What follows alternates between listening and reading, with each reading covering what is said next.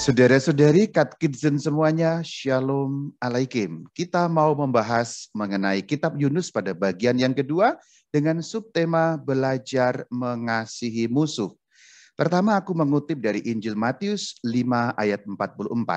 Tetapi aku, Yesus Tuhan, berkata kepadamu, kasihilah musuhmu dan berdoalah bagi mereka yang menganiaya kamu. Ada kata kasihilah musuhmu. Umumnya kita semua yakin bahwa ajaran tersebut otentik berasal dari baginda junjungan kita Yesus Kristus. Tetapi ternyata saudara-saudari, ajaran mengenai mengasihi musuh sudah tersirat di dalam kitab Yunus. Ah, masa sih?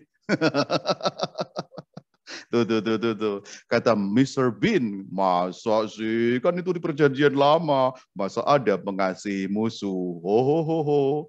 Ya sudah, ikut saja yuk. Supaya Anda tahu ternyata memang betul di dalam kitab Yunus sudah ada siratan pengajaran mengenai mengasihi musuh.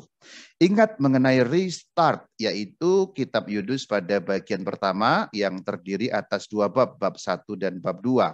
Kita sudah pelajari Yunus ada di darat, kembali ke darat, yaitu Yunus kembali ke titik awal. Setelah melalui lautan dan berbagai macam pergolakan sampai dimakan ikan segala dan dimuntahkan kembali. Pendek kata restart, darat kembali ke darat. Ini digambarkan juga di dalam ayat-ayat, yaitu ayat pada bab pertama ayat pertama yang sejajar dengan bab 3 ayat pertama. Ini seperti kembali ke awal. Datanglah firman Tuhan kepada Yunus bin Amittai, kemudian diulang pada bab 3 ayat yang pertama. Itu menunjukkan bagaimana Tuhan dapat mengembalikan kita ke titik awal. Setelah kita membaca pada bab 3 ayat 1, Tuhan berfirman untuk kedua kalinya, bagaimana tanggapan Yunus. Yuk kita lihat bagaimana tanggapan Yunus di babak yang kedua. Jeng, babak kedua. Babak kedua juga terdiri dari dua adegan, adegan pertama dan adegan kedua. Adegan pertama berisi adegan Yunus dan Goyim, adegan kedua Yunus dan Tuhan. Seperti sudah kita bahas bahwa ternyata kitab Yunus ini sejajar ya. Bab 1 sejajar dengan bab 3, bab 2 sejajar dengan bab 4.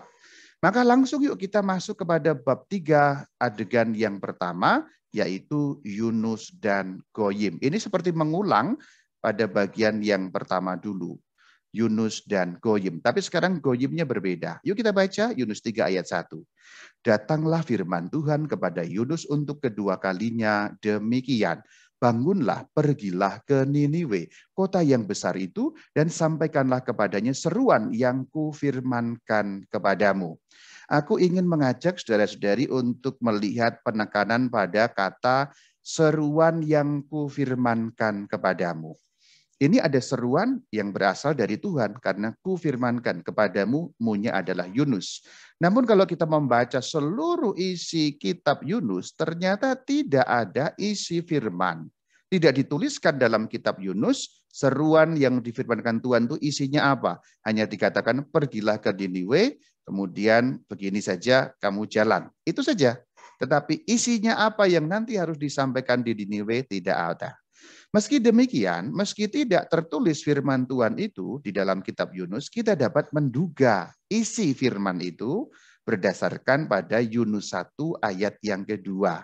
Yuk kita lihat seperti apa Yunus 1 ayat yang kedua. Kita ingat kembali ke bagian awal, bangunlah pergilah ke Niniwe, karena apa? Kejahatannya telah sampai kepadaku. Ternyata penyebutan kota Niniwe dikaitkan dengan kejahatan. Berarti tampaknya isi firman Tuhan, seruan itu berkaitan dengan pesan supaya orang-orang Niniwe bertobat. Pasti ada kaitan dengan itu karena jahat supaya mereka kembali menjadi baik atau menyesal atau bertobat. Yuk kita lanjutkan pada ayat 3 bab yang ketiga. Bersiaplah Yunus lalu pergi ke Niniwe sesuai dengan firman Allah. Perhatikan ada kata sesuai. Nah gitu dong. Keren. Nabi. Maka ya sesuai dengan firman Tuhan. Di sini tampaknya sudah ada pertobatan dalam diri Yunus. Bandingkan dengan dulu pada bagian bab 1 ayat yang ketiga. Yunus bersiap lari dari hadapan Tuhan lari ke Tarsis. Tapi sekarang sudah ada perkembangan. Yunus pergi ke Niniwe sesuai dengan firman Tuhan. Wah, keren sekali. Nabi sudah patuh kepada Tuhan. Karena Nabi patuh kepada Tuhan. Haleluya, saudara. Haleluya, katakan amin, saudara. Amin, saudara. Tidak hanya itu, saudara. Angkat tanganmu, saudara. Haleluya, saudara. Katakan haleluya, katakan amin, saudara. Angkat tanganmu, jangan lupa. Karena Nabi telah patuh kepada Allah. Haleluya, saudara. Tapi sekarang turun, udah pegel. Jangan naik melulu tangannya. Lanjut aja yuk, udah tangannya turun ya. Lanjut ayat 4. Mulailah Yunus masuk ke dalam kota itu sehari perjalanan jauhnya. Lalu berseru, 40 hari lagi maka Niniwe akan ditunggang balikan. Silakan bagian cetak warna kuning diperhatikan, akan ditunggang balikan 40 hari Niniwe itu.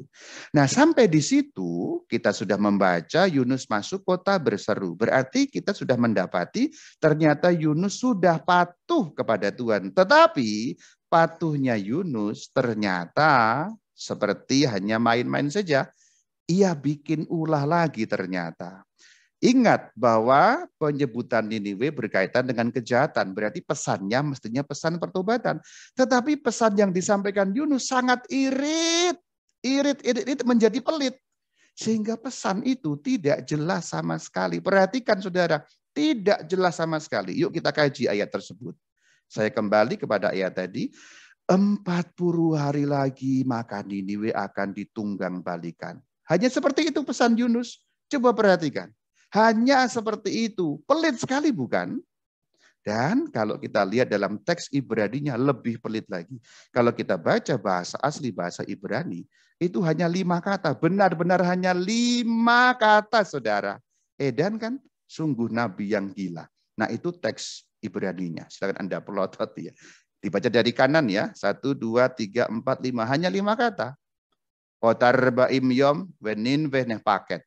Hanya berbunyi seperti itu. Irit sekali bukan? Lalu itu maksudnya apa? Hanya ngomong 5 kata jauh-jauh ke Niniwe. Terus hanya ngomong 5 kata itu maksudnya apa sebenarnya? Pesan Yunus sama sekali tidak jelas saudara. Yunus tidak menyatakan alasan terkait ancaman penunggang balikan atau penghancuran atas Niniwe tadi. Yunus tidak mengatakan apa salahnya Niniwe, tidak disebutkan sama sekali. Demikian juga Yunus tidak menyatakan solusi atas perkara itu. Solusi berarti kalau ada kesalahan, ada kejahatan begini, harus bagaimana Niniwe setelah itu. Tidak dikatakan salahnya, tidak dikatakan harus bagaimana. Semestinya, harusnya Yunus kan menyampaikan, nomor 1, salahmu itu begini, begitu.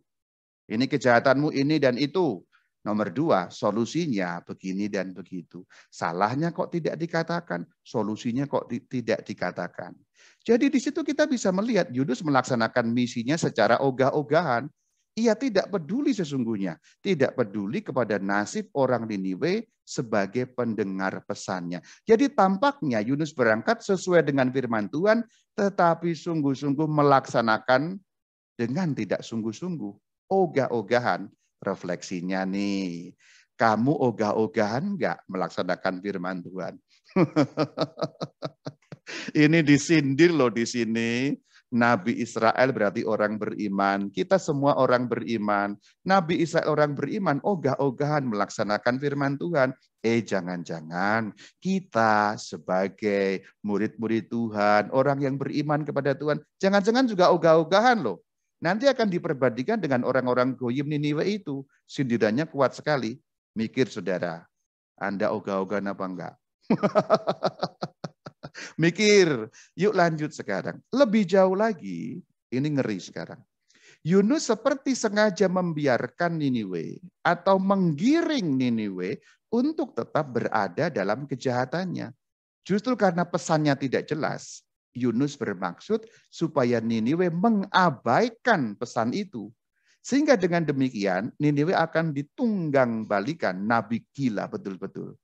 Saudara-saudari, Yunus ternyata suka melihat Niniwe hancur. Yunus suka melihat Niniwe celaka. Yuk renungan sebentar refleksi. Jarang-jarang loh Rama Bayu memberikan renungan. Kan biasanya katekese. Apakah kamu suka orang lain celaka? Di sini kita disindir. Ternyata si Nabi itu suka orang lain celaka. Orang beriman loh Nabi itu, percaya kepada Tuhan loh Nabi itu, kok suka orang celaka? Jangan-jangan kamu, kita orang beriman juga suka kalau orang lain celaka. Mikir saudara, apakah engkau juga seperti itu? Nah itu renungannya. Pendek saja, lanjut yuk sekarang yuk. Dan memang tampaknya Yunus suka kalau Niniwe ditunggang balikan. Sekarang kita bicara mengenai ditunggang balikan. Sebenarnya apa sih arti ditunggang balikan itu? Kalau kita membaca Alkitab Perjanjian Lama terutama, kata itu sama dengan yang digunakan dalam konteks Sodom dan Gomora, saudara. Referensinya ada di kitab Kejadian 19 ayat 24 sampai 25. Demikian bunyinya. Kemudian Tuhan menurunkan hujan belerang dan api atas Sodom dan Gomora, dan ditunggang balikannya lah kota-kota itu, yaitu Sodom dan Gomora. Nah itu, arti ditunggang balikan yang dipakai sebagai ancaman atas Niniwe tadi juga merupakan kejadian seperti yang pernah terjadi di Sodom dan Gomora yang ditunggang balikan. Kira-kira gambarnya akan seperti itu. Bagaimana Sodom dan Gomora ditunggang balikan. Dan itulah yang diinginkan oleh Yunus terjadi atas Niniwe. Ditunggang balikan seperti dulu Sodom dan Gomora. Nabi kok keji. Luar biasa. Kita lanjut yuk. Apakah Niniwe jadi ditunggang balikan atau tidak? Kita lihat sekarang Yunus 3 ayat 5. Orang Niniwe percaya kepada Allah lalu mereka mengumumkan puasa dan mereka baik orang dewasa maupun anak-anak mengenakan kain kabung. Dikatakan orang Niniwe percaya kepada Allah. Kain kabung melambangkan pertobatan. Ternyata tanggapan orang Niniwe luar biasa. Bahkan dengan pesan yang tidak jelas, mereka buru-buru mengaitkan pesan itu dengan kejahatan mereka sendiri. Sehingga mereka menjadi bertobat dari kejahatannya. Dan ternyata Yunus salah menduga. Di luar dugaan Yunus, Niniwe justru bertobat dengan giat. Ayat yang barusan kusebutkan, yaitu ayat 5, baru pembukanya saja. Lihat bagaimana giatnya orang-orang Niniwe itu. Hebat sekali bukan? Niniwe bertobat karena 5 kata. Ini ingat di bagian depan tadi. O tarbaim yom weninweh neh paket. Hanya karena 5 kata Niniwe bertobat. Ini juga 5 kata loh yang saya buat. Niniwe bertobat karena 5 kata. Itu sengaja saya buat begitu biar sama dengan 5 kata. Ini mikirnya lama loh, 3 hari loh. Niniwe bertobat karena 5 kata. 5 juga kan. Otarbaim yom beninwe paket. Sama 5 kata saudara. Alamak. Hebat sekali kan orang Niniwe. Hanya karena itu mereka langsung paham. Ini pasti karena kejahatan kita. Lanjut. Bagaimana giatnya mereka bertobat. Ayat 6 pada bab 3. Setelah sampai kabar itu kepada raja kota Niniwe. Nah sekarang sampai kepada raja. Turunlah ia dari singgasananya. Turun dari singgasana. Lambang tidak lagi sombong kuasanya. Ditanggalkannya jubahnya. Diselubungannya kain kabung. Pertobatan. Duduk di atas abu. Juga lambang pertobatan. Ayat 7.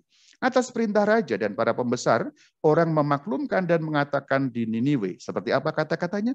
Manusia dan ternak, lembu sapi dan kambing domba tidak boleh makan apa-apa. Berarti harus disuruh puasa.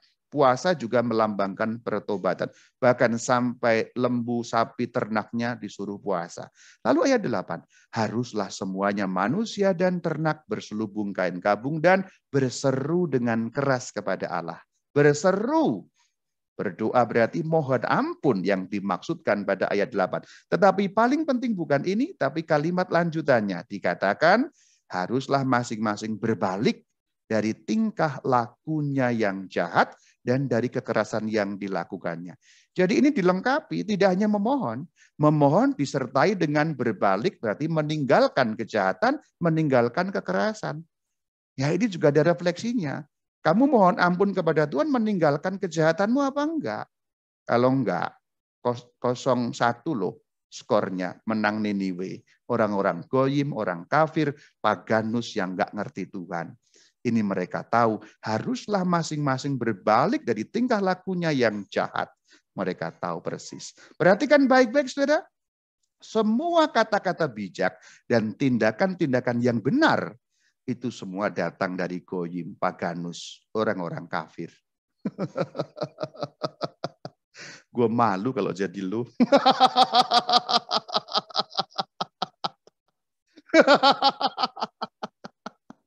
Orang-orang goyim itu kafir loh. Anda kafir nggak? Enggak kan? Anda beriman, ngakunya ya. Tapi perhatikan betapa orang-orang goyim Niniwe mungkin lebih beriman daripada kita. Tutup buka sekarang, ayo. Tapi itu belum seberapa loh. Lihat betapa berimannya kaum kafir itu pada ayat ini. Ayat 9 pada bab 3. Siapa tahu mungkin Allah akan berbalik dan menyesal serta berpaling dari murkanya yang bernyala-nyala sehingga kita tidak binasa. Allah akan berbalik sehingga kita tidak binasa. Artinya apa? Bukankah itu pengakuan atas kerahiman Allah? Bukankah orang-orang goyim Niniwe itu mengakui karakter Allah yang maha pengasih dan penyayang? Itulah karakter Allah yang diucapkan Allah sendiri. Referensinya ada di kitab Keluaran 34 ayat yang ke-6. Berjalanlah Tuhan lewat dari depannya. Depannya maksudnya Musa yang waktu itu di Sinai, dan berseru, yang berseru Tuhan sendiri. Jadi di ayat ini Tuhan menyatakan karakternya sendiri. Di ayat ini Tuhan menyatakan sifat-sifatnya sendiri. Perhatikan, Tuhan, Allah penyayang dan pengasih, panjang sabar berlimpah kasih setianya. Perhatikan, orang-orang goyim itu sangat mengerti, mengakui bahwa Allah sungguh pengasih dan penyayang. Goyim loh, orang kafir loh, mengakui kerahiman Allah. Malu banget gak sih? Kita orang beriman, Anda orang beriman. Tapi apakah Anda percaya kerahiman Allah? Orang yang percaya pada kerahiman Allah, bertobat dan akan mohon pengampunan ketika dia bersalah, berdosa, apalagi ketika dosa mortal dilakukannya. Orang yang tidak mau mohon pengampunan, sebenarnya orang yang tidak percaya kerahiman Allah. 1-0 atau malah 2-0 untuk goyim. Karena goyim sudah berkali-kali mengalahkan kita, dan kita habis-habisan disindir sampai pada ayat ini. Mikir saudara, kitab Yunus, kitab sindiran. Kalau Anda masih kuat, lanjutkan nonton. Kalau enggak, keluarlah. Saya sudah sakit disindir terus ya. Semoga Anda kuat. Yuk kita kuat-kuatkan. Bagaimana sikap Allah melihat itu semua. Ayat 10 pada bab yang ketiga. Ketika Allah melihat perbuatan mereka itu, yakni bagaimana mereka berbalik dari tingkah lakunya yang jahat. Jadi perhatikan, Allah melihat mereka tidak hanya berseru, bukan hanya omong kosong. Tuhan mohon ampun, Allah mohon ampun. Tapi mereka juga berbalik, menghentikan perilaku kejahatan mereka. Dikatakan ayat 10, maka menyesallah Allah. Karena malapetaka yang telah dirancangkannya terhadap mereka, dan ia, Allah, tidak jadi melakukannya. Sampai bagian ini kita selesai pada bagian adegan pertama babak kedua. Namun aku masih mau lanjut membahas bagian ini dengan melihat simbolismenya. Yaitu simbolisme mengenai kedua belah pihak yang berbalik. Goyim berbalik, Allah berbalik. Yuk kita lihat, kalau aku gambar dengan satu gambar bagian akan lebih menarik. Lihat bagaimana kedua belah pihak itu sama-sama berbalik. Perhatikan, Niniwe berbalik. Dan itu memang ada ayatnya, 3 ayat 10, mereka berbalik dan seterusnya. Karena Niniwe berbalik, Allah berbalik. Seperti dikatakan 3 ayat 9, mungkin Allah akan berbalik, dan memang Allah berbalik. Perhatikan bagaimana Niniwe berbalik, Allah berbalik, lalu mereka bertemu, berpelukan, teletabis. Itulah yang disebut rekonsiliasi. Itulah kenapa setiap pertobatan dan pengampunan yang asalnya dari Tuhan, kita menyebutnya rekonsiliasi atau perdamaian. Manusia menyesal mohon ampun, Allah mengampuni. Itulah perdamaian. Itulah rekonsiliasi. Itulah kenapa sakramen tobat juga disebut sakramen rekonsiliasi, sakramen pendamaian. Ini kan menggemakan ayat ini. Anda tahu ini siapa? Anak yang bengal, bapak yang baik, atau lebih terkenal dengan nama anak yang hilang. Itu kan gambaran kita yang selalu berdosa, mohon ampun kepada Tuhan, Bapa yang baik selalu mengampuni. Ingat gambar ini baik-baik. Jadi gambar di belakang disempurnakan dengan bagan panah yang kugambar itu, itulah rekonsiliasi. Dan itu sudah digambarkan di dalam kitab Yunus. Luar biasa bukan? Kitab Yunus ternyata bukan hanya cerita anak bina iman, tapi juga menggambarkan bagi kita bagaimana proses rekonsiliasi pendamaian itu terjadi. Teletabis, berpelukan, wah aku sayang kamu, kata Tuhan. Kita juga mau membalas kebaikan itu, seraya mengakui Allah kerahimannya luar biasa, pengasih dan penyayang. Lalu yang tadi itu dibatalkan bukan? Tidak jadi ditunggang balikan. Dengan itu adegan pertama pada babak yang kedua selesai sudah. Ambil nafas dulu karena kita disindir habis-habisan di sana. Kitab Yunus menarik sekali bukan? Yuk sekarang kita masuk adegan yang kedua. Yunus bersama dengan Tuhan. Bab 4 ayat 1. Tetapi hal itu sangat mengesalkan hati Yunus, lalu marahlah ia, dahsyat sekali. Kepada Tuhan kok marah loh, dahsyat sekali. Yunus marah. Apa sebabnya Yunus marah? Yuk kita lihat kembali ayat tadi, ayat 4 tadi. Tetapi hal itu, jadi yang membuat Yunus marah adalah hal itu. Apa yang dimaksud dengan hal itu? Kita harus kembali kepada bab 3 ayat 10, yaitu Allah tidak jadi melakukan penghukuman atau penghancuran atau penunggang balikan atas Niniwe. Jadi batalnya kehancuran Niniwe membuat Yunus marah. Inilah alasan Yunus marah. Batalnya kehancuran atas Niniwe, batalnya murka Tuhan, membuat Yunus marah kepada Tuhan. Lalu kita lanjutkan ayat kedua pada bab keempat. Dan berdoalah ia kepada Tuhan, katanya, ya Tuhan, itulah sebabnya, maka aku dahulu melarikan diri ke Tarsis. Nah ini baru sekarang ketahuan nih, apa alasannya dia lari ke Tarsis. Ayat itu kita lanjutkan. Sebab aku tahu, nah itu alasannya. Aku, Yunus, tahu bahwa engkaulah Allah yang pengasih dan penyayang, yang panjang sabar dan berlimpah kasih setia. Alasan Yunus waktu itu lari ke Tarsis akhirnya terbongkar di sini. Yunus tahu bahwa Tuhan akan mengampuni Niniwe karena apa? Allah Maha Pengasih dan Maha Penyayang, Allah Maha Panjang kesabarannya, Maha Berlimpah kasih setianya. Maka pasti Niniwe bejat itu akan diampuni. Maka Yunus lari. Sebab apa? Ini logikanya atau nalarnya Yunus. Kalau Yunus lari ke Tarsis, ia tidak akan sampai ke Niniwe. Kalau demikian, orang Niniwe tidak akan menerima pesan dari Tuhan. Kalau orang Niniwe tidak terima pesan dari Tuhan, mereka tidak bertobat. Kalau mereka tidak bertobat, Niniwe yang jahat bin bejat itu pasti hancur ditunggang balikan.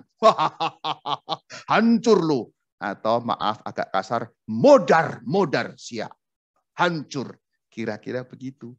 Pemikirannya Yunus. Lari maksudnya menghindari Niniwe supaya tidak hancur. Maksudnya adalah inginnya Yunus, Niniwe kan hancur. Yunus menolak pesan Tuhan sebab Tuhan Maha Pengasih dan Penyayang itu pasti akan mengampuni Niniwe. Jadi inilah hebatnya. Tapi ini hebat tanda petik.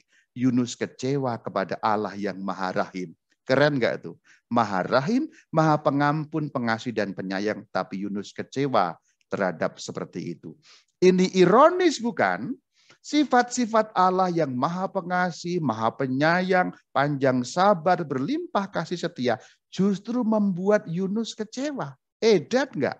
Sifat-sifat sebaik itu mengecewakan Nabi. Dan ironis yang lain, Yunus terang-terangan mengeluh dan mengkritik karakter Allah. Karakter yang mana? Yang tadi sudah disebutkan, pengasih dan penyayang, Maha Rahim tadi itu. Ironis sekali. Ironis yang lain, ini paling dahsyat. Yunus ternyata tidak setuju punya Allah yang seperti itu. Menyedihkan, seorang nabi tidak setuju kalau Allahnya berbuat dan punya sifat-sifat seperti itu. Alamak, botak gue, rambut gue habis memikirkan perkara ini. Lanjut yuk. Masih bab 4 ayat 3. Ya Tuhan, cabutlah sekarang nyawaku karena lebih baik aku mati daripada hidup. Nah, sekarang malah pengen mati nih. Kenapa Yunus pengen mati? Apa alasannya? Karena itu protes kepada Tuhan. Yunus protes keras kepada Tuhan karena Tuhan itu baik. Yunus lebih baik mati daripada melihat musuh dibiarkan hidup oleh Tuhan. Bagi orang Yahudi pada zaman kuno yang di luar Yahudi kan berarti musuh. Musuh kenapa dikasihi? Musuh kok dibiarkan hidup? Apalagi musuh yang jahat bin bejat. Hancurkan, dilaknat saja, tunggang balikan saja. Yunus tidak bisa mengerti. Musuh kok dikasihi. Yunus memilih lebih baik mati daripada menyaksikan Allahnya mengasihi musuh-musuhnya, dalam hal ini orang-orang Niniwe. Tapi Tuhan berfirman pada bab keempat ayat keempat. Layakkah engkau marah? Yuk kita lihat ayat ini yang memang dalam ayat itu ditujukan kepada Yunus, tapi mungkin juga ini bisa tertuju kepada kita. Wahai Bayu, layakkah engkau marah? Bagi Kevin, wahai Kevin, layakkah engkau marah? Wahai Firdi, layakkah engkau marah? Atau orang-orang lain, Anda semua masing-masing, nama Anda masukkan sendiri, layakkah engkau marah? Renungan lagi. Pertanyaan retoris itu mengingatkan kita akan firman Tuhan kepada Kain. Ingat referensinya ada di Kejadian 4 ayat yang ke-6. Firman Tuhan kepada Kain, mengapa hatimu panas dan mukamu muram? Sama kan? Memang kalimatnya berbeda tetapi intinya sama. Kenapa Kain harus marah? Kenapa Yunus harus marah? Layakkah kamu marah? Mengapa kamu marah? Intinya sama, saudara. Pertanyaan retoris dari Tuhan itu bermakna. Ini makna sesungguhnya. Engkau sungguh tak punya alasan untuk marah. Jadi ketika Tuhan mengatakan layakkah engkau marah? Tuhan mau mengatakan Yunus, engkau sungguh tak punya alasan untuk marah. Atau kepada Kain, Kain, engkau sungguh tak punya alasan untuk marah. Bayu yang jelek. Yang cakep sebenarnya karena ciptaan Tuhan ya. Bayu, engkau sungguh tak punya alasan untuk marah. Renungan lagi. Anda pernah nggak marah kepada Allah? Atau mungkin sekarang Anda sedang marah kepada Allah? Kalau Anda pernah marah, atau sekarang sedang marah, atau suatu saat nanti Anda mungkin marah kepada Allah, mikir, dan mikir. Pikirkan baik-baik. Adakah alasan bagi Anda untuk marah kepada Tuhan? Pikir baik-baik. Ini renungan loh ya. Ya renungannya singkat. Sekarang balik lagi ke katekese ya. Ayat 5. Yunus telah keluar meninggalkan kota itu dan tinggal di sebelah timurnya. Ia mendirikan di situ sebuah pondok dan ia duduk di bawah naungannya menantikan apa yang akan terjadi atas kota itu. Perhatikan, menantikan apa yang akan terjadi atas kota itu. Rupanya Yunus masih berharap protesnya didengarkan Tuhan. Maksudnya, tunggulah, mungkin Tuhan berubah pikiran. Kayaknya Niniwe bakal dihancurkan ini. Dan memang sejak semula diutus oleh Tuhan, bahkan dari bab 1, ketika dia lari ke Tarsis, ini bukan yang diinginkan Yunus, yaitu Niniwe dihancur leburkan oleh Tuhan karena kejahatan mereka. Dan Yunus berpikir di situ, tadi dengan kalimat yang mengatakan menanti ada apa. Tunggu aja lah. Mungkin akan segera dihancur leburkan oleh Tuhan. Yunus berpikir, Tuhan gue sedang mabuk kayaknya. Mungkin Tuhan yang mabuk itu akan segera sadar, lalu ia melihat kejahatan Niniwe, diulek hancur itu Niniwe. Itu yang dapat kita simpulkan dari kata menantikan apa yang akan terjadi atas kota itu. Nah ini dia, lihat wajahnya, jenggotnya itu. Dan mukanya cemberut, serem sekali. Katanya, kapan Niniwe modar? Buat tunggu hancur-hancur lu Niniwe. Kira-kira begitu.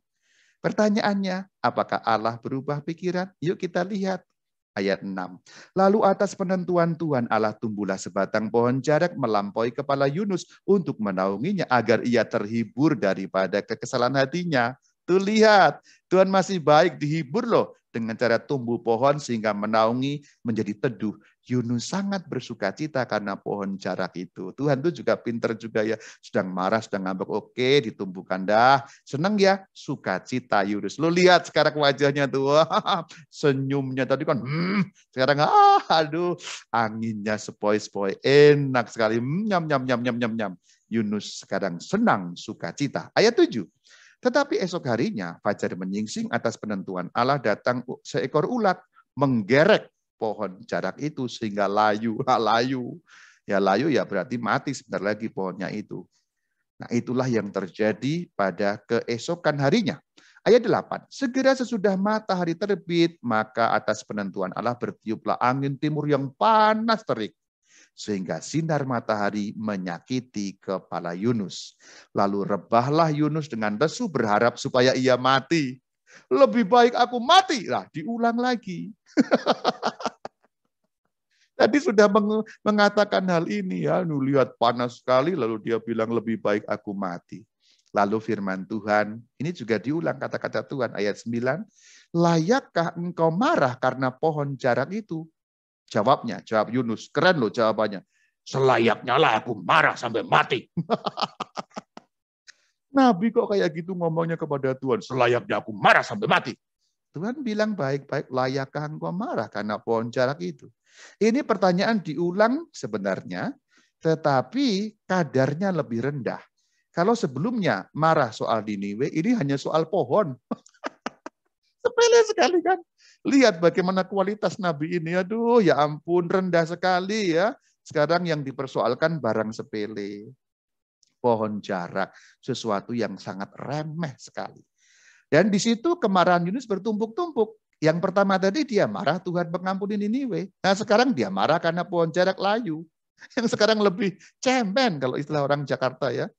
Dan jawaban Tuhan akan menyimpulkan kurang lebih kesimpulan atas seluruh isi kitab.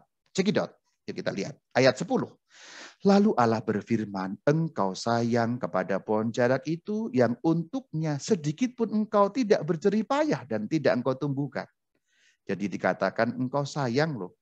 Padahal kamu enggak berjerih payah. Nanam juga enggak, merawat juga enggak. Cuma pohon nemu. Nah itu yang Tuhan katakan. Itu saja kamu sayang, Yunus, kamu cuma nemu. Tumbuh semalam, besoknya mati. Oke. Yunus sayang kepada pohon jarak. Padahal dia enggak berusaha apa-apa. Menciptakan juga enggak. Ya enggak bisa menciptakan memang. Nanam juga enggak. Selanjutnya Tuhan masih ada firman-Nya. Bagaimana tidak aku sayang? Bagaimana tidak aku akan sayang kepada Niniwe, kota yang besar itu, yang berpenduduk lebih dari 120.000 orang, yang semuanya tak tahu membedakan tangan kanan dari tangan kiri dengan ternaknya yang banyak. Tuhan sayang kepada Niniwe. Dan itu diperbandingkan. Perhatikan, Yunus sayang kepada pohon jarak, nanam juga enggak. Tuhan sayang kepada Niniwe, sedangkan Niniwe adalah ciptaan Tuhan. Diperbandingkan di situ. Saya sengaja pakai huruf yang gede dan kecil.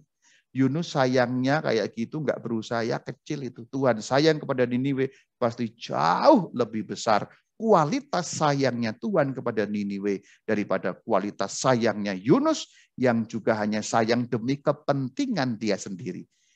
Dia marah pohon jarak mati atau layu kan karena dia merasa panas. Itu kepentingan dia sendiri. Sayangnya Tuhan kepada Niniwe bukan kepentingan Tuhan, tapi kepentingan keselamatan orang-orang Niniwe.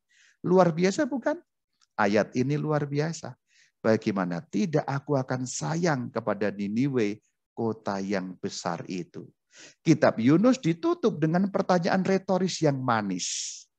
Memang pertanyaan itu menghentikan kitab ada di situ. Tapi pertanyaan itu menyimpulkan seluruh isi kitab. Tuhan sayang kepada Niniwe, ciptaannya yang meskipun goyim dan jahat itu, tetapi disayang berusaha sekuat tenaga untuk diselamatkan agar ada pertobatan di antara mereka. Itulah pertanyaan retoris yang sangat manis menutup kitab Yunus. Ini ajakan agar kita belajar mengasihi musuh. Bagi orang Yahudi, goyim itu musuh. Di situ kita diajar oleh Tuhan untuk dapat mengasihi musuh. Yang nomor 2, pertanyaan retoris dari Tuhan yang begitu manis tadi. Ajakan bagi kita, umat Tuhan, untuk belajar mengenai universalitas keselamatan. Nah, bagian ini penting sekali untuk didalami. Universalitas keselamatan. Keselamatan itu universal. Maksudnya apa? Keselamatan untuk semua orang. Tuhan menghendaki semua orang selamat seberapapun jahatnya mereka. Tuhan usahakan mati-matian supaya setiap orang yang jahat berbalik dari kejahatannya. Ini penting sekali kita belajar universalitas keselamatan. Dan ini bukan kata Rama Bayu, ini ada ayat-ayatnya dalam Alkitab. Kita mengingat kitab Kejadian yang sudah pernah juga kubahas, apa artinya terpilih. Nah, kalau Anda mau tahu apa artinya terpilih, buka Kejadian 12 ayat 1, 2, dan 3. Supaya Anda enggak salah paham, bangsa terpilih, umat terpilih, seakan-akan punya privilege, seakan-akan istimewa. Oh, bukan itu maksudnya, ini artinya. Dan itu berarti universalitas keselamatan. Yuk baca. Kejadian 12 ayat 1, 2, dan 3. Berfirmanlah Tuhan kepada Abram, aku akan memberkati engkau dan engkau akan menjadi berkat. Perhatikan, engkau Abram akan menjadi berkat. Penting ayat yang ketiga saudara. Karena Abram menjadi berkat dan terpilih oleh Tuhan. Olehmu, oleh Abram, semua kaum di muka bumi akan mendapat berkat. Perhatikan bagaimana alirannya. Berkat dari Tuhan menuju Abram, berkat dari Abram menuju semua kaum di muka bumi. Jadi Tuhan menghendaki keselamatan semua orang. Semua kaum di muka bumi akan mendapat berkat. Katakan amin, haleluya. Saudara, angkat tanganmu kembali. Katakan amin, haleluya, saudara. Sekarang turunkan biar nggak pegel. Ini kan perjanjian lama, tapi apakah kurang jelas di situ? Sangat jelas. Ini artinya terpilih. Ini artinya juga universalitas keselamatan. Perjanjian baru masih ada. 1 Timotius 2 ayat 3 sampai 4. Itulah yang baik dan berkenan kepada Allah juru selamat kita, yang menghendaki supaya semua orang diselamatkan dan memperoleh pengetahuan akan kebenaran. Allah Sang Juru Selamat kita menghendaki apa? Supaya semua orang diselamatkan. Jadi itulah keinginan Allah. Supaya semua orang diselamatkan. Dengan demikian kita belajar mengenai universalitas keselamatan melalui kitab Yunus. Kitab yang banyak sindiran dan membuat kita banyak berenung dan berefleksi. Semoga dapat menambahkan iman kita. Dengan demikian babak kedua dari kitab Yunus selesai. Shalom Alaikum.